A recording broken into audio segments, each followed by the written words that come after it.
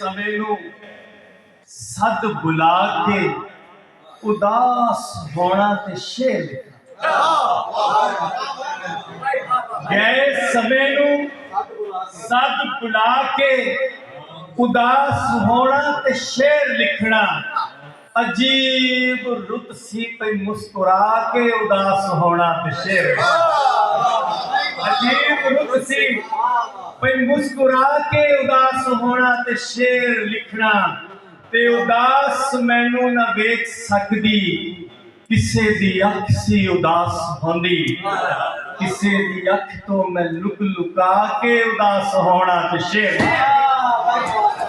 ਉਦਾਸ ਮੈਨੂੰ ਨਾ ਵੇਖ ਸਕਦੀ, ਕਿਸੇ ਦੀ ਅੱਖ ਸੀ ਉਦਾਸ ਹੁੰਦੀ।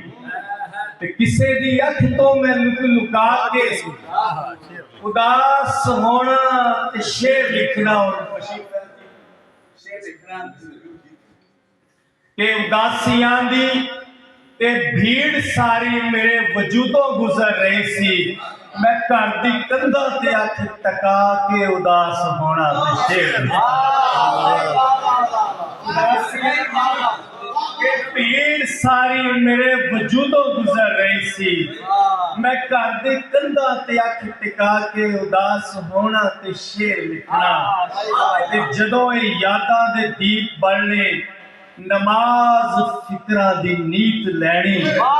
ਤੇਰੇ ਖਤਾਂ ਨੂੰ ਜਿਗਰ ਨਾ ਲਾ ਕੇ ਉਦਾਸ ਹੋਣਾ ਤੇ ਸ਼ੇਰ ਲਿਖਣਾ।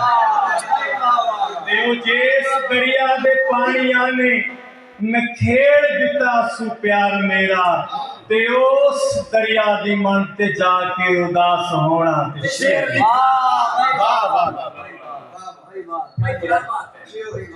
ਆਖਰੀ 2-3 शेर 4 शेर क्या शेर लिखे है।